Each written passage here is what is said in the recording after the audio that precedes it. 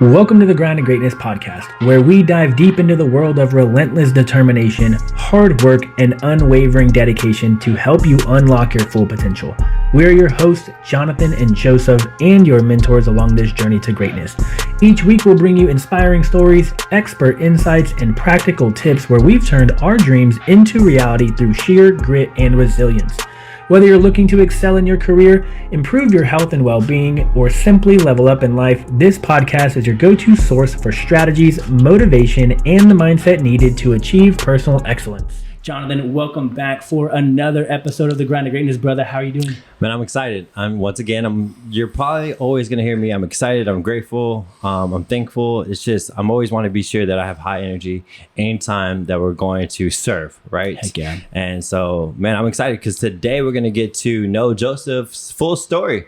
We're going to know baby Joseph, mid Joseph, and big dog Joseph. Love it. Right? Let's do it. And so the reason behind we're going to tell each other stories because I want to be able to, help the audience relate a little bit of, how you became, right? Mm-hmm. How'd you get to this point in your life where you've had some success in your fitness, in your health, in your business. And I think it's just an amazing thing to do so that way people can connect, right? For sure. Being guys. vulnerable. Yeah, so these next two episodes, one's going to be my story, the next one's going to be Jonathan's story. And again, like we said in the last episode, we want you to be able to connect with one of us because we come from very different backgrounds. Yeah. Right? So Jonathan, the family man, married, kids, all the things. Me, single. And like to mingle. Just like to mingle, right?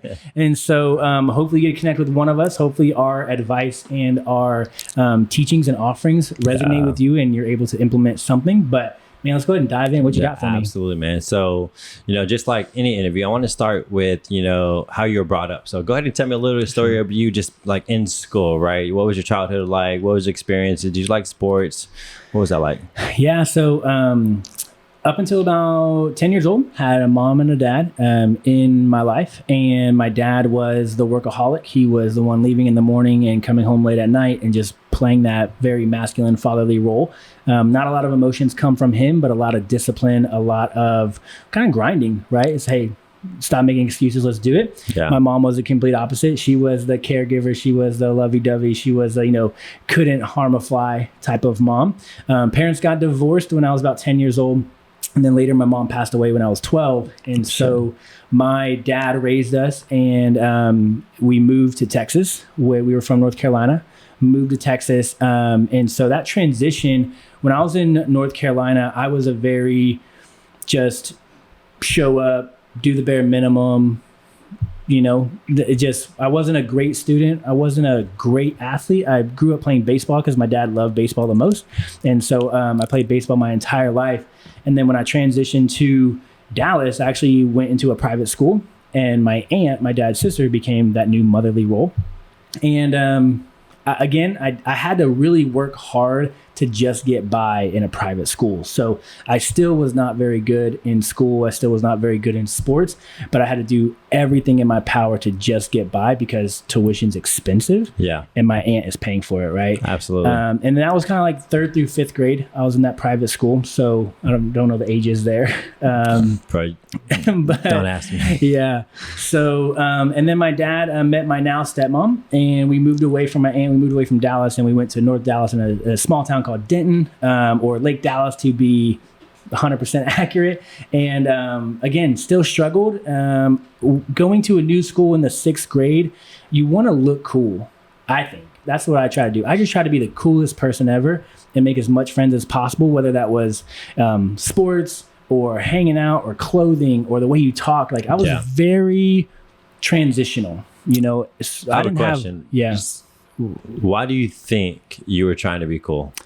Man, I think it had a lot to do with, I was a dorky young kid. If you looked at me, you're like, oh, he's a dork. No, I knew that. Yeah. Like, big glasses, big ears, big head, small body. Yeah. You know what I mean? Like I was picked on my entire life. My sister's older, so all of her friends were older. So I get picked on by them. And again, I wasn't good at anything. I really wasn't good at anything. Yeah. And so I was the prime kid to pick on. You know what I mean? So when I got to this new school in the 6th grade, I was like, you know what? I might still get picked on, but I'm still going to try to be as cool as possible. Cool. I'm going to try to fit in. Yeah. You know? And so again, I was very transitional. I was very, whatever someone else wanted me to do or be, I would do or be that thing. Yeah. You know what I mean? And that's how I gained a lot of friends, to be honest. Still wasn't good in school. All the way through high school, man, I was involved with drugs and alcohol because that was the cool thing to do. It was what other people wanted me to do, so I did it. Yeah. Still involved with sports, playing with basketball and football, but not good. Again, I was just there because my friends were there, just there because someone asked me to be there. And then, man, I had a really bad night one night with drugs and alcohol and woke up the next day and was like, this is it, I'm done. Yeah. And so that was about junior year of high school. And that's when I became the nerd. That's when I became, I'm going to study more. I'm going to get straight A's. I'm going to tutor other people. And that's actually when I really thought or think that I found myself, was when Junior year of high school. Junior high school. Junior year of high school, helping others, being in a position to help others feel good about themselves. People who were struggling with our state testing, which was a tax test back in the day in Texas.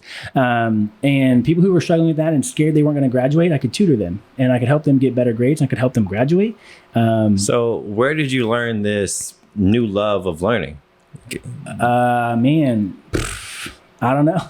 I really don't know. You just transitioned into...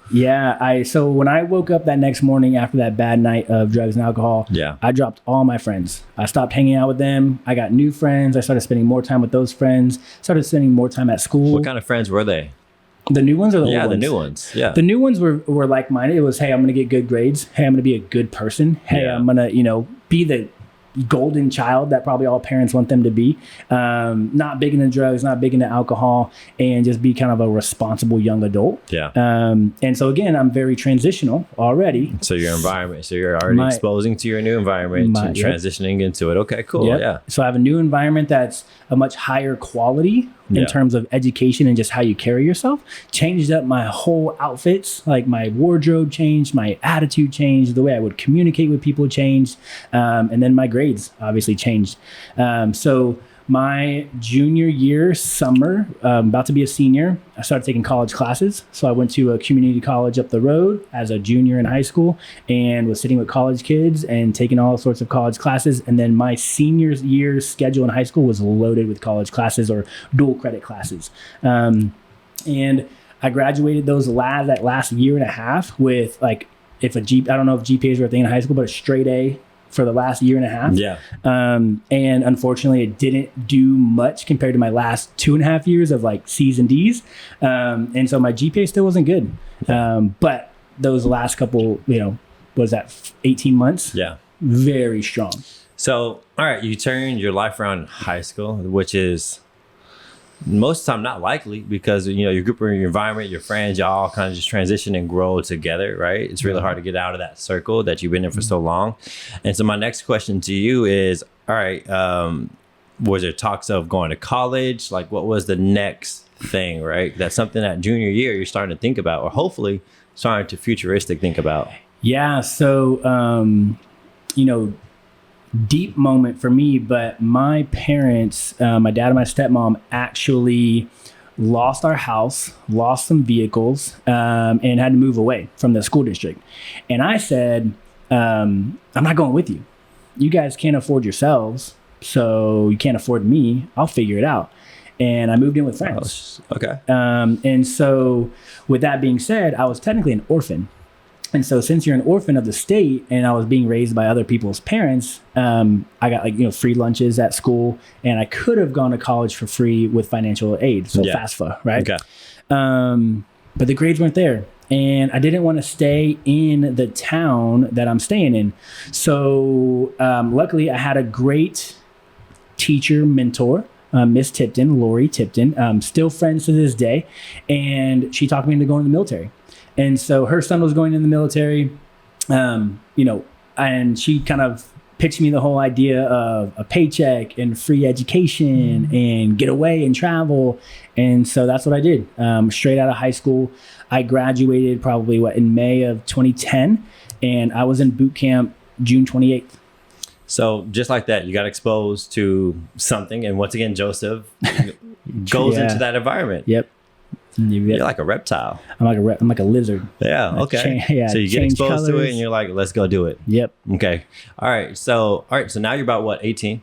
What? I'm 18. I turned 19 June 21st, and I left at boot camp June 28th. So 7 days after my birthday. Tell me about your experience in the military. Was it you were super successful in the military, or did you go through some struggles in the military? Where'd you tell me about that experience? Man, back to ground zero. I'm dumb. I'm not as, in the Army we say hua hua, right? I'm not as hua as other soldiers. I'm just there pretty much for a paycheck and free education, and I become so in boot camp, I failed my PT test 3 times, and you cannot graduate boot camp until you pass a PT test. And what part did you fail? The run. I could do push-ups, I could do sit-ups, man, I cannot run to save my life. And so Drill Sergeant Brazil, shout out, because the last PT test, we were running around a block, and there were buildings in the middle of the block, so you couldn't really see where everyone was at. It was like an empty track, right? Okay. So I come around the corner, Drill Sergeant Brazil's there, and he's like, Guandolo, there's a woman ahead of you. You gonna let her beat you? And he knew that I had to pass this PT test or I would get recycled, right? I'd have to start boot camp all over again. And man, I took off. I took off running. Yeah. And I was like, man, I gotta go catch this woman, whoever's in front of me, right? Yeah. Get to the finish line, pass my PT test, right? I'm like almost in tears because I'm like, thank the Lord I don't have to go through these 8 weeks again. And hey, Drill Sergeant, who's in front of me? He was like, no one. He goes, I just said that because I knew you needed to run faster. That's right? a coach, man. Right? Whatever it takes. For sure. Yeah. And so that, I got to go, I got to continue on. I didn't have to get reclassed, and I became a medic. Here we are in medical school. Man, I failed the NREMT to become an EMT twice. If I fail it one more time, I get reclassed. So they won't even let you be a medic anymore. You have to go do a completely different job. So boot camp, I was threatened with being recycled. So having to start all over. Medical training for the military, I was threatened to be reclassed because I couldn't pass that test. And man, I hit the books hard. There was study apps. Man, I had everything that I needed to do to learn what I needed to learn. Yeah. And finally passed the EMT on the 3rd try. Question. During your military, because, now what we do, fitness and health, were you deep into fitness and health at this time, or you were just focused on military, what my next step was? Man, I was very just, what's the bare minimum to get by? Okay. Right? I was a little bit, I was in the middle of the pack. Okay. Because military, you think these guys are getting jacked, they don't have too much to do. And I'm thinking drill sergeant, arms 22 inches. Man, okay. I wish, but no. Buck 115? I was a little more than that. I was probably 150, 160 at that time. Skin and bones, right? Yeah. Only doing push-ups and sit-ups pretty much for our fitness in the military. No nutrition. You can't do nutrition, right? Cafeteria food, okay. in the military. Right. I finally passed my EMT. And after that, again, a product of my environment, a buddy was like, hey, G, raise your hand. And I was like, I wasn't even paying attention. I think I was flirting with a girl at the time. Yeah. And I just raised my hand. We were in a classroom environment. Raised my hand. All right, Guandolo, you're going. I'm like, where am I going? Airborne school. I'm like, I don't even like heights. And you want me to jump out of airplanes? Yeah. My buddy was going, so I went too. I jumped out. Hey, Joseph, just you just kind of go with what the next thing is. Yeah. Okay. And it's not even my next thing. Yeah. It's someone else's next thing. Well, it's building something inside of you, from what I can tell. Absolutely. Yeah. All right. So you go into this next phase of something that your friend, quite frankly, wanted to do. And was there any success there, or did you hit another roadblock? Because if you notice, you are stumbling whenever you do something that you don't want to do, but you get through it somehow. Welcome to my life. Yeah. Okay. Very last minute get through it. You know, it's like that all or nothing, like fourth quarter, it's now or never kind of thing. Luckily, I had passed enough PT tests to where the only real difficult thing in airborne school to pass is the PT test. And once you pass it, it's only 3 weeks long. So airborne school is only 3 weeks, and you take a PT test day 1. And so I was still in pretty good shape, and so therefore I was able to get by airborne school, and the training was great and the people were great. But man, I don't know what it is where people have a pretty big influence on me, but one of my buddies in airborne school was like, hey, there's a big clash between airborne and air assault. So airborne jump out of planes, air assault, you jump out of helicopters. And you don't speak of the other one in school. Yeah. So my buddy's like, hey, every time, we're marching and they say left, right, we say airborne, left, right, airborne, right? Well, everyone was tired, exhausted. So that yell at airborne was like really quiet. Yeah. He goes, hey, I dare you to say air assault. Oh, next thing up, left, right, air assault. I screamed that bad boy. Our black hat, they're black hats. They wear a black baseball hat. Yeah. So they're a drill sergeant, but 10 times worse, to be honest. And he just turns and starts, stop the fucking formation. Who the fuck said that? Blah, blah. I raised my hand. That was me. And he's like, get your ass out here. And I had to march we were on the way to lunch. Yeah. I had to march our whole platoon in a bear crawl position and stay in sync with their steps from a bear crawl position. Joseph. Man, I was crushing it. Right? Good job. Yeah. Not only that, I had to do push-ups and flutter kicks and sit-ups while everyone. So in airborne school, you have to do 10 push-ups and 10 pull-ups before you can eat. And the whole platoon, the whole company has to go. So hundreds of people have to do that, and then they get in line to go eat. Okay. Well, I had to do push-ups, sit-ups, and flutter kicks while everyone went through their pull-ups and push-ups. And so I'm exhausted. Then I couldn't go eat until I did my 10 pull-ups and 10 and 10 push-ups. Yeah. I like barely move. Yeah. But I got through it and graduated from airborne school and then ended up at my unit in Colorado. Yeah. So what did you learn while did your service in the military? You're always wrong. And there's always more to be done. And nothing's ever good enough. And it's actually a pretty good trace there. I mean, it's phenomenal. It sounds terrible, right? It sounds terrible, but coming from an entrepreneur, now that I'm an entrepreneur, it helps out tremendously. Absolutely. And so, again, you could show up to work and you could think you're the most best dressed. You think my uniform is prestigious, my boots are prestigious, my beret, everything is perfect. Your sergeant's going to find something wrong with you. There's more to be done. And if there's not anything wrong with you, they'll smoke you until there is something wrong with you. So they're going, hey, do burpees. Oh, your boot came unbloused. Do more burpees. Right? Like I love it, bro. Yeah. That kind of harassment. And they always say you're either going to be a smart soldier or a strong soldier. Smart soldiers are the ones who do everything they need to do, and they're just a really good soldier. Yeah. Or you're going to be a terrible soldier and you're going to get smoked. You're going to get strong. And you're going to get really strong. Mentally. And I was the strongest soldier we knew. I was always in trouble. I think the smart soldiers are missing out though. For sure. Because you know that resilience they're not getting. Yep. That mental toughness, that emotional EQ, like I like to call it, emotional intelligence is massive when it comes in terms of what you need in life, right? For sure. You can have a high IQ, but if you don't have a high EQ, you're going to get crumbled 9 times out of 10. Yep. And you've got to be able to take everything with a grain of salt, right? So it's not like, sometimes it feels personal, and sometimes it feels so personal when someone is screaming at you day in and day out, and you're like, man, nothing I do pleases this man. Right. You know what I mean? Like, there's nothing I can do to get on your good graces. And then you look back and you work so hard and you have such a different perspective and energy that you bring to every situation. It's like, I'm leagues above these other people. Yeah. And it's because of that type of treatment. Yeah. Some of my mentors that I don't know in person, but just from books, from military, right? Some of the best, high performers in life are from a militant background. Yeah. And even some of the best D1 coaches just use that style of intensity. Right. Because if you can't handle mentally, you're gone. Like you aren't part of this program if you can't handle this mentally. And I think that to be a good coach, to be a good mentor, you have to help that client or that athlete understand the purpose. Yeah. You just can't be. You can't just be an asshole. Yeah. Right. You've got to be like, hey, I'm being an asshole because. Yeah. You know?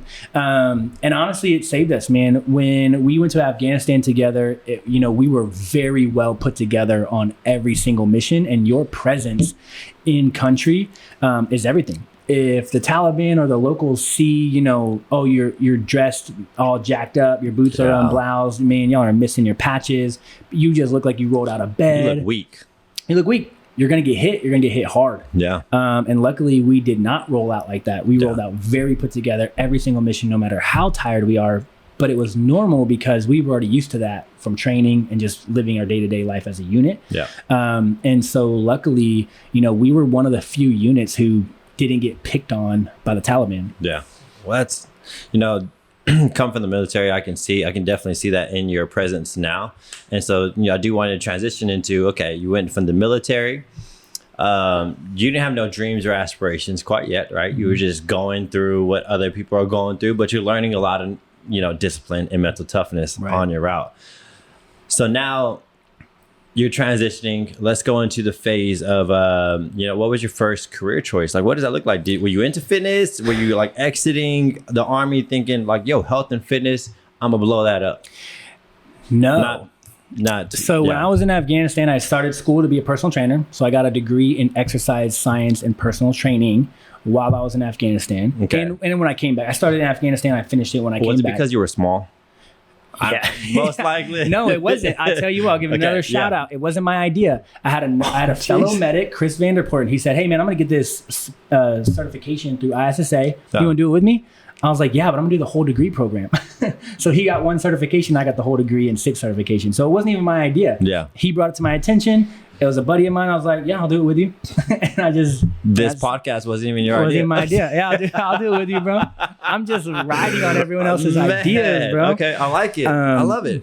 So I get out and I know I don't want to go back to my hometown in Texas because I'm just going to fall into the same bad patterns I was in high school with the same friends. So I moved to San Antonio. I'd never been there before. And so I got an apartment over the phone. And I said, I only knew 2 things. I knew that I was going to go to UTSA and I knew I needed a job. Okay. So as soon as I get to San Antonio, I'm applying, interview. And I finally say yes to be a paramedic for Haven for Hope, which is a homeless shelter downtown. And we agree on the hours, we agree on the pay, we agree on the responsibilities. And I literally say, yep, I start on Monday. Boom. I leave the interview. I drive past the Gold's Gym. I say, man, I have these certifications. Let me just go see what that's about. Yeah.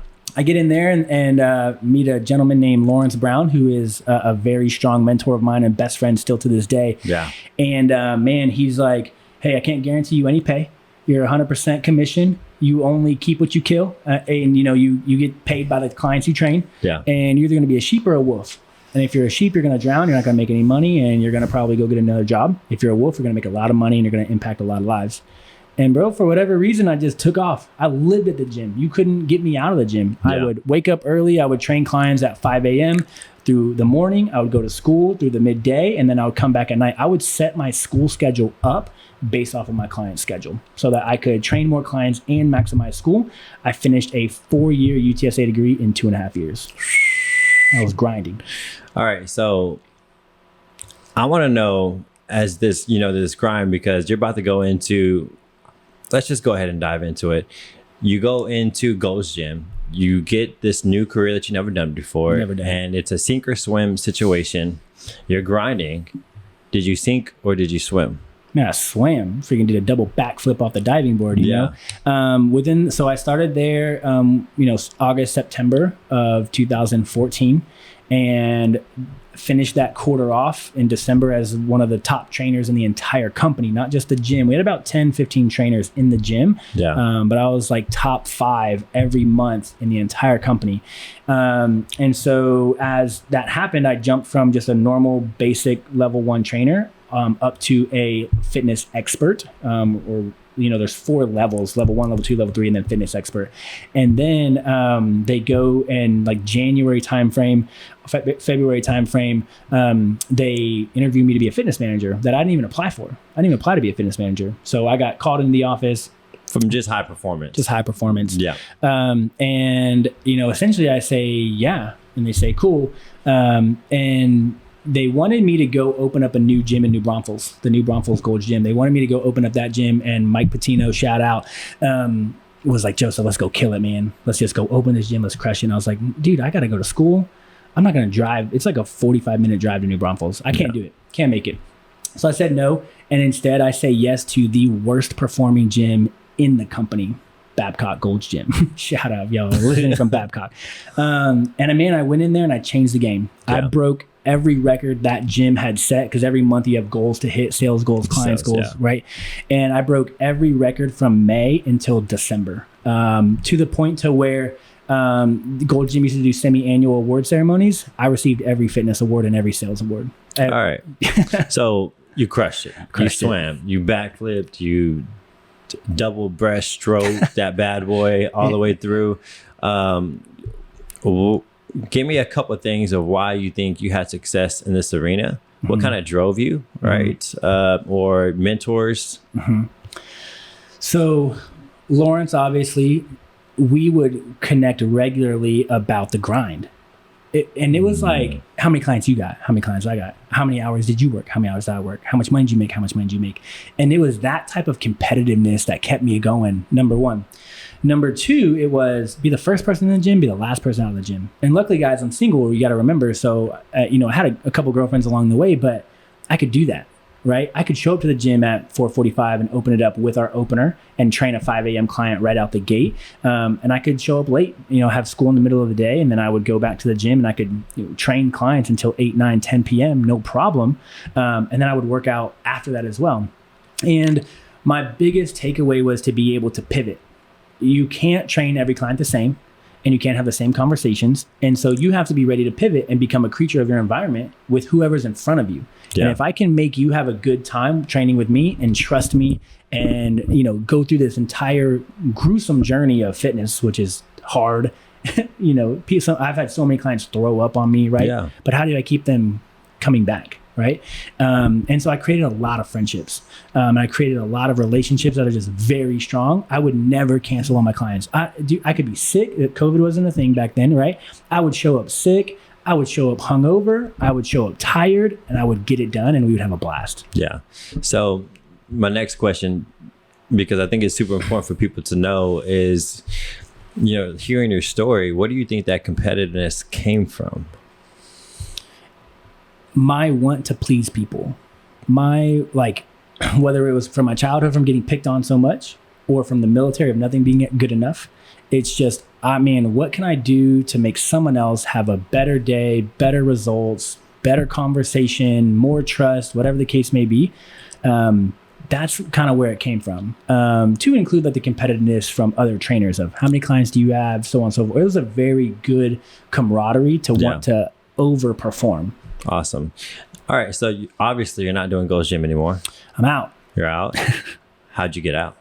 I left. I walked out the front door with all my stuff. I said, I'm never coming back.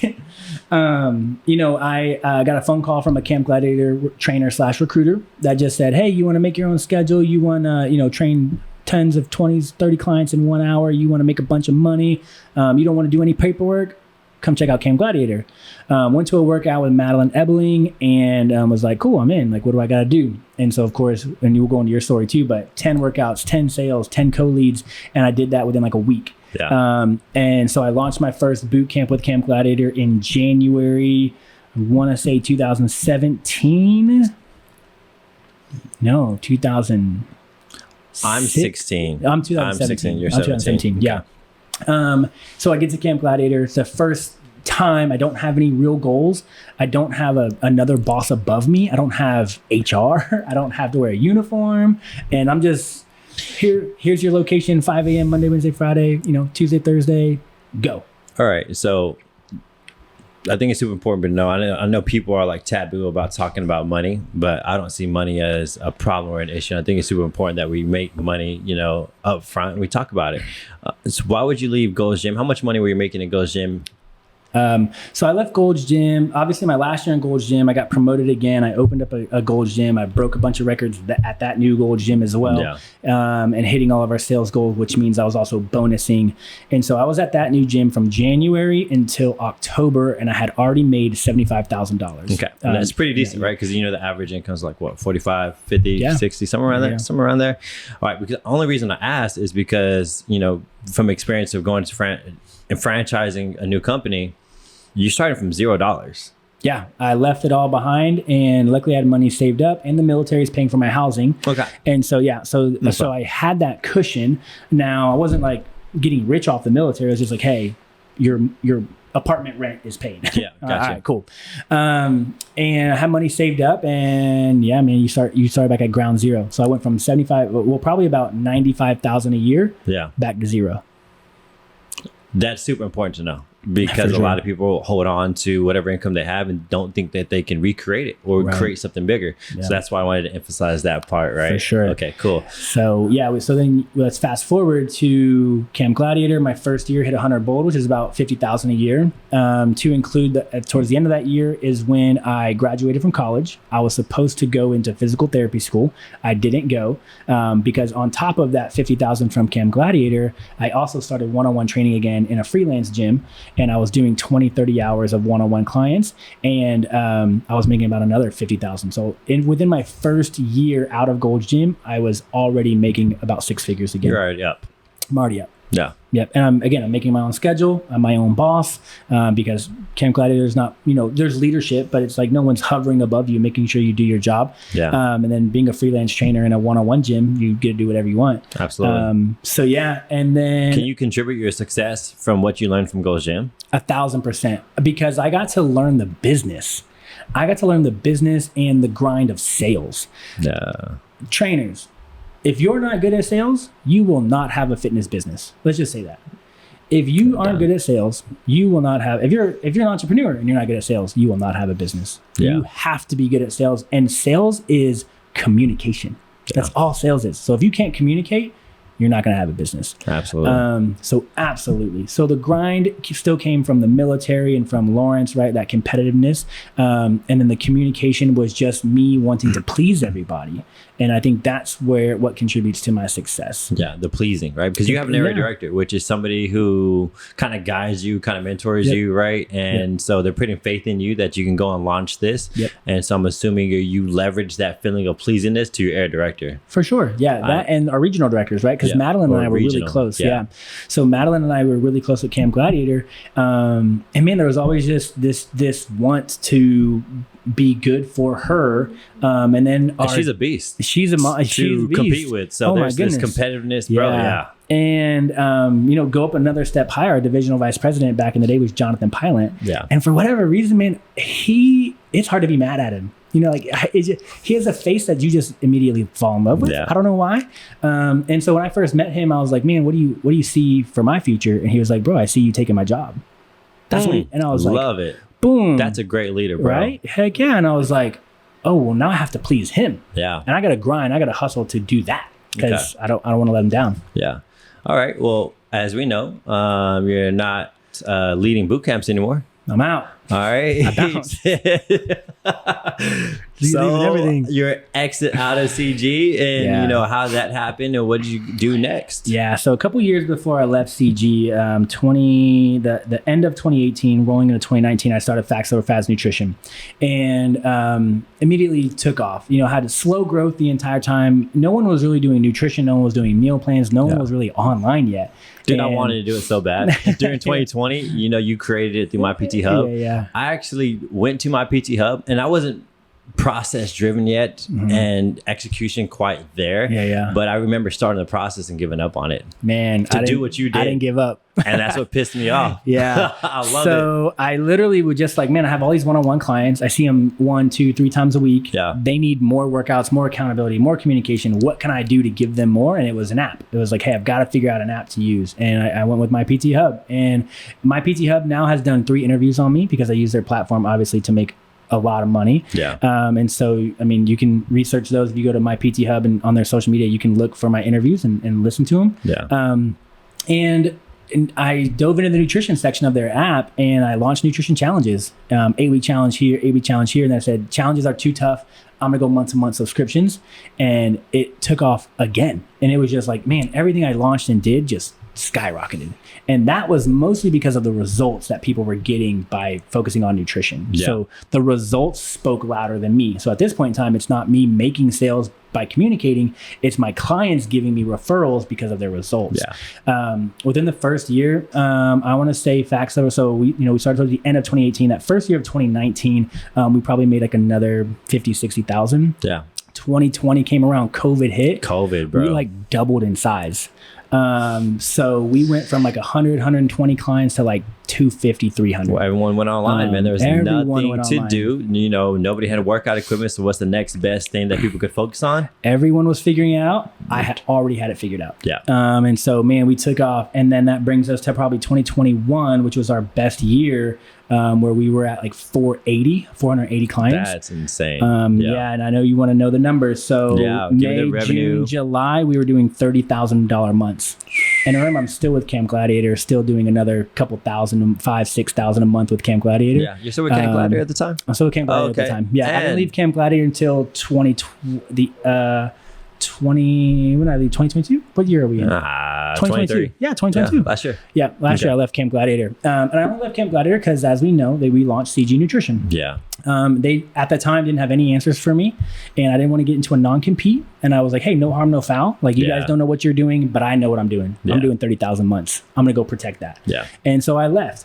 I was gone for 2 weeks before the CEO of Camp Gladiator reached out to me, and Tyler Wagner, who's the vice president of nutrition now, and said, hey, we're building nutrition and we need you. And so I literally had like a month-long retirement from CG, and they brought me back as the director. That's awesome. That's an amazing story. All right, well, leads us to kind of present day. Yep. All right. What's next? What's for the future? For sure. So we've now have Facts Over Fads, CG Nutrition, Unconquerable, which this podcast will dive a lot into the mentality behind Unconquerable. It's essentially a free Facebook group. So if you just search Unconquerable online, you can add yourself to the Facebook group and just get involved with a lot of like-minded individuals. Yeah. But I think my future is going to be a lot of mentoring. I think it's a lot of this. Yeah. I think it's a lot of bringing coaches underneath my wing to help go create 6-figure, 7-figure businesses, impacting as many lives as possible, as cheesy as that sounds. Yeah. But it's, when you're like, man, I've got a system, I've got a mindset, I've got a process that really works, and I see all these people struggling. Yeah. It's like, man, I've got to do my due diligence to get my information, my experience, my education out to the world. Success as a formula. Of course. Right. And in everything. In everything. And so, I'm super, once again, I'm grateful and I appreciate you telling the story, being vulnerable of all your failures and I think being vulnerable enough to say that none of these were been your idea.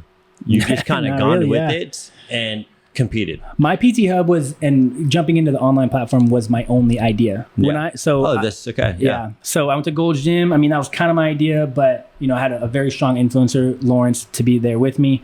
And when Camp Gladiator was not my idea, someone reached out to me and preached me that. And I was gonna say something else. But with my PT Hub, it was a hobby. It was just I'm good with my clients right now. Yeah. Going back into one-on-ones was not my idea. One of my CG campers had reached out to me and said, hey, there's a gym opening up for one-on-one trainers. You want to go check it out? And I was like, okay, I guess. So your first idea is what actually gave you the first home run. Facts Over Fads. The first idea, we used to be called Take Charge Nutrition and Fitness, and then we changed our name so we could go nationwide, actually. And so, that was my first idea. Let's not gloss over that. So once again, everything that you've done, you've been able to have some success in it, but they weren't home run hitting success. For sure. Your first idea where you created on your own, where your own authentic self. Absolutely. That has been your home run. Yeah. So shout out now, we're hundreds of clients, 2-3 coaches, personal assistant. And like I said in the first one, I think Facts Over Fads Nutrition will become a home name brand, where it will be up there with Weight Watchers, Jenny Craig's, whatever the case may be. But obviously a better, more mentally tough version of those weight loss programs. So, I just wanted to, just rat off a couple of questions. Okay. Right. All right. So we'll call this little quick round here. Give 2 nuggets that you feel everybody on your journey that you learned that could help a lot of people. Just 2 nuggets. What you're doing right now isn't good enough. And try to keep ahead of the times. And so what that means is you don't have to invent stuff. But once you see something pretty cool, you should probably jump on it because other people think it's cool, and you should probably become the best at it. Yeah. So we talk about this all the time with business brilliance, but you don't have to invent stuff. Take what's already out there and perfect it. Yeah. And so online and these apps were already out there. People were already using them. They weren't very popular yet, but they were already out there. And I took the app, and I perfected it.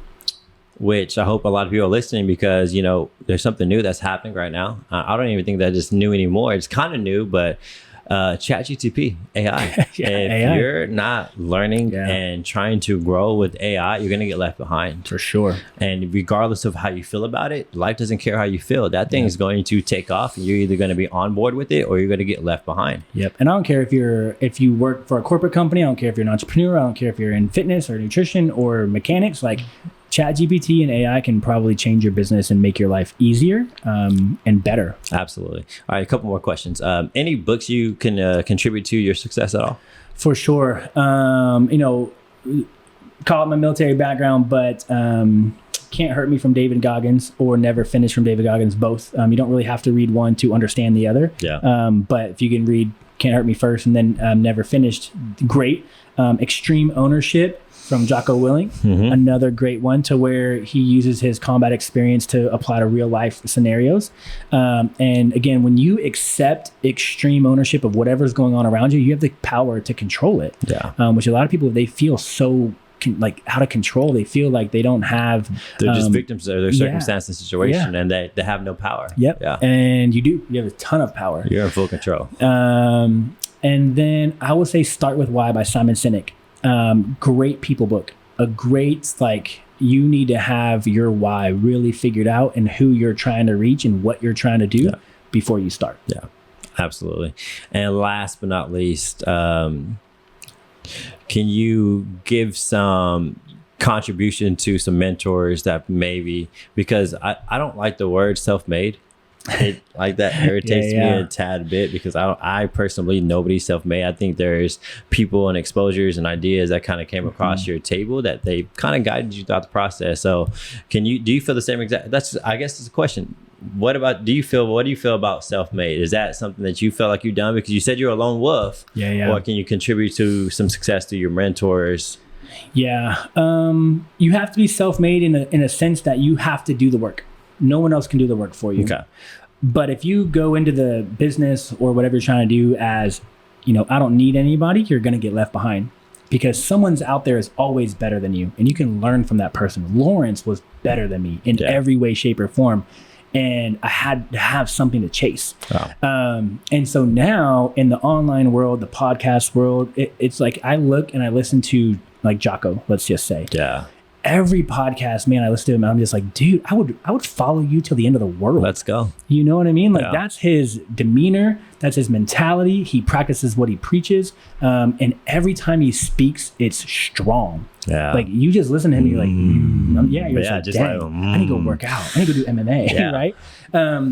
And so I would say Lawrence was a big contributing factor to my growth in the personal training world. Yeah. And then I would say, Jocko Willink and other podcasters and influencers of like nature would be another one. Absolutely, man. Well, hey, I'm grateful, for you to tell your story, and I appreciate it. So if anybody has any questions or like to ask more about Joseph's story, guys, always feel free to shoot us a message and we'll be sure to, answer back. Heck yeah. And man, once again, I appreciate you, brother. Yes, sir. Appreciate Amazing you. Story. Excited. And until next time, you will get to hear my story in episode number 2. Yep. Let's go. Later.